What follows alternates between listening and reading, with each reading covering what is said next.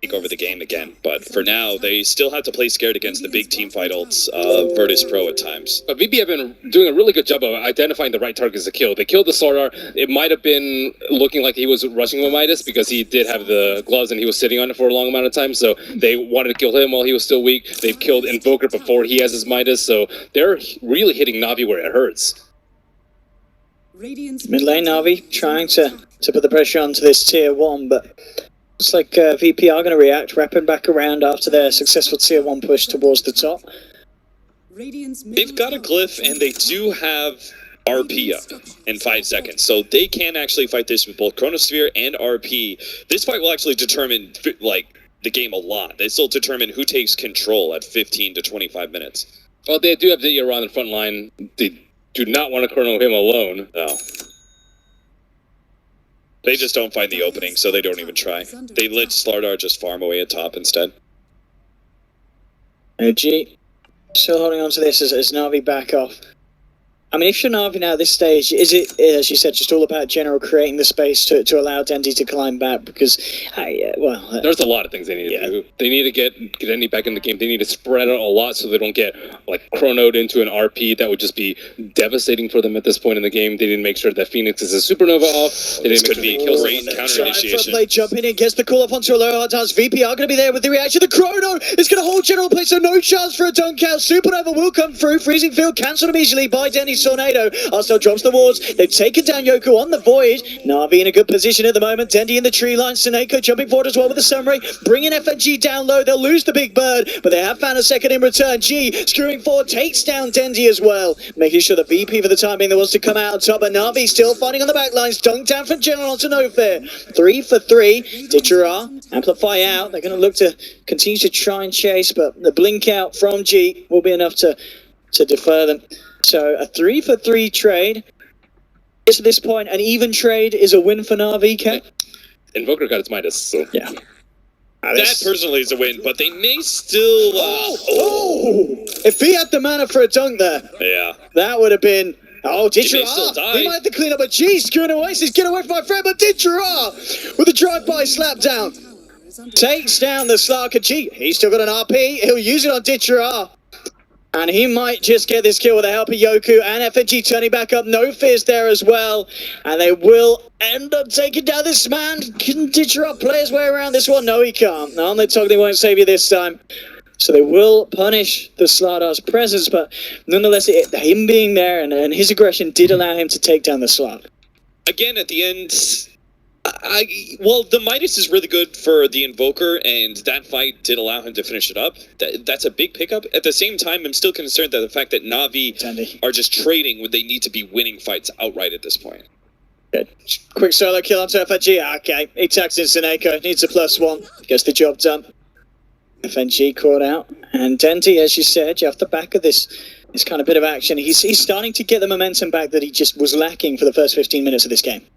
Yeah, they'll still need to try and get a couple more team fights. And the bad part was that Virtus Pro were already set up for the counter initiation, so like a pretty good Chronosphere that saves the Slark. If they kill the Slark, they probably win that fight like outright. They trade maybe like 3 for 1 or something like that. And then they can push and take the tier 2 and take some objectives.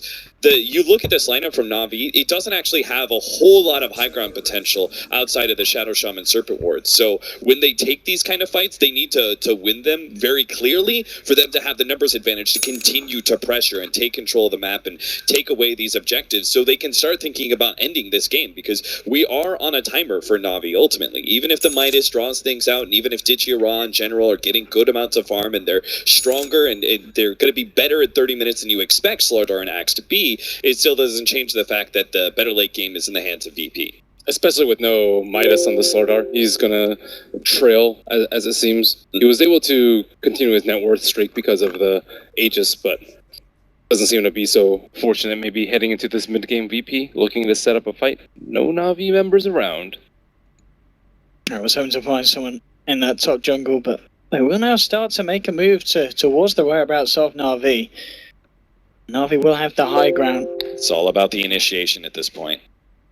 See what they can find. VP No Fear continuing to move forward. Seneko, he'll be at the front. They do have all ults available both sides. So see how it goes down here. Ditchera tries the jumping, gets the crush onto 2. Where's the follow through? Tenny getting in position. Tornado clipping 2 here. General jumps in with a call. The blade mail the tongue. They'll take down the Earth Spirit. Lower does meanwhile being down on task. Somebody did get out. The Serpent Wars and Lower does actually getting caught in the Chronosphere here, meaning Ditchera can take him down. A Chrono gone wrong here for Yoku. He's trying to get himself away, but he's been caught out by General and Ditchera. Yoku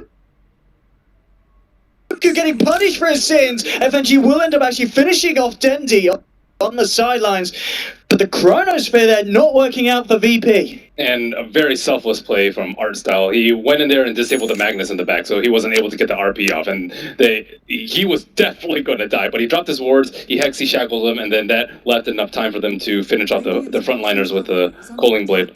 Yeah, and on the opposing side, it was actually FNG who makes that fight look somewhat okay for VP, because he managed to get right up in the face of Dendi, who thrown out everything he already had and was able to get the full freezing field to solo kill Dendi like that. Otherwise, that would have been just a straight up 1 for 3, only the Shadow Shaman dying, and that's the kind of fight that Na'Vi you were talking about. We need to see them win, trade 3 for 1 so then they can take control and take objectives, but Dendi end up going down, and Virtus Pro still have some space to farm. Loha Dance isn't getting his item progression, but they are still drawing this game out. They're not losing any objectives, and that's okay. And scaling issues might not be as bad for Na'Vi as it seems. Phoenix closing in on his Hand of Midas fairly soon, and Roshan is up.